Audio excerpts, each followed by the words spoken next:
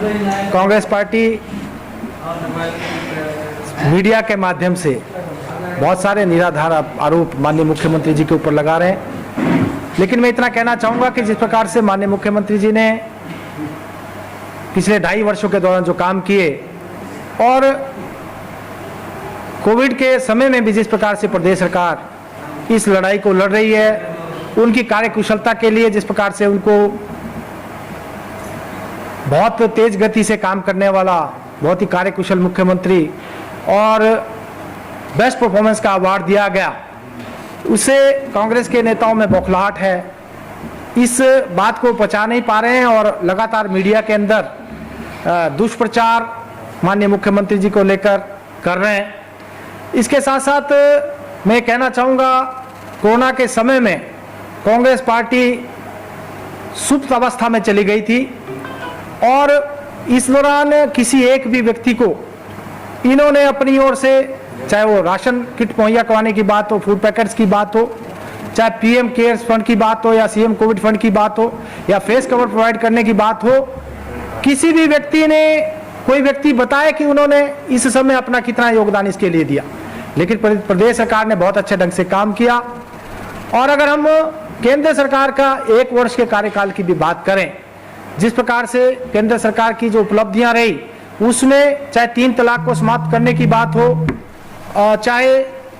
35A और अनुच्छेद 370 को समाप्त करके कारगिल से लेकर कश्मीर तक भारत के उस बात को साकार करने की बात हो, इस देश में जो कि पाकिस्तान, बांग्लादेश और अफगानिस्तान में हमारे अल्पसंख्यक जिनके ऊपर वहाँ अत्याचार हो रहे थे, उनको CAA के माध्यम से इस देश की नागरिकता देने की बात हो, या फिर राम मंदिर बनाने का रास्ता प्रशस्त करने की बात हो, ऐसे महत्वपूर्ण निर्णय इस समय इस 1 वर्ष की जो उपलब्धियां रही और इस दौरान केंद्र सरकार ने किया। और अगर हम कोविड के समय में केंद्र सरकार की बात करें, जिस प्रकार से केंद्र में इस लड़ाई को लड़ा, 20 लाख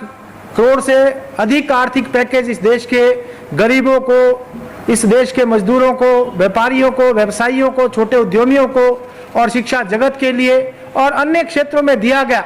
और हमारे देश को आत्मनिर्भर भारत बनाना और इस देश को आर्थिक, सामरिक और हर दृष्टि से आत्मनिर्भर हमारा देश बने, उस दिशा में एक पहल हमारे प्रधानमंत्री नरेंद्र मोदी जी ने की है। निश्चित रूप से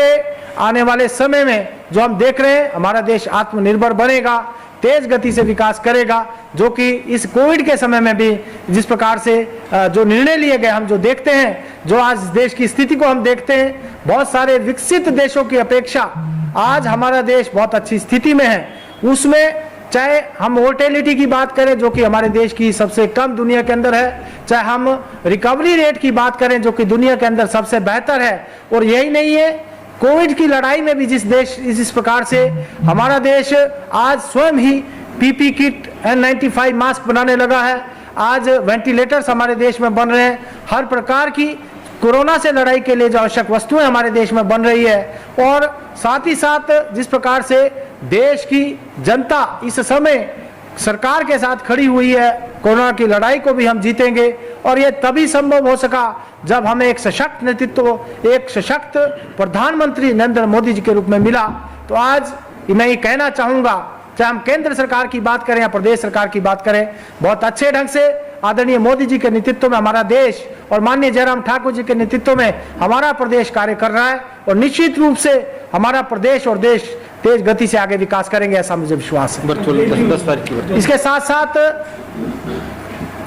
केंद्र सरकार की 1 वर्ष की उपलब्धियों को जन जन तक पहुंचाने के लिए पूरे देश भर में वर्चुअल रैली के माध्यम से लोगों के साथ जुड़ने का प्रयास किया जा रहा है। इसी प्रकार की 4 वर्चुअल रैली हिमाचल प्रदेश में हो रही है। इसके बाद हर विधानसभा क्षेत्र स्तर पर भी 68 के 68 विधानसभा क्षेत्रों में वर्चुअल रैली की जाएगी। आने वाली 10 जून को शिमला संसदीय क्षेत्र की वर्चुअल रैली, जिसमें कि 50,000 से ज्यादा लोगों से जुड़ने का प्रयास किया जाएगा, उसमें केंद्रीय मंत्री श्री रविशंकर प्रसाद जी शिरकत करेंगे और माननीय मुख्यमंत्री श्री जयराम ठाकुर जी, उनका भी हमें उस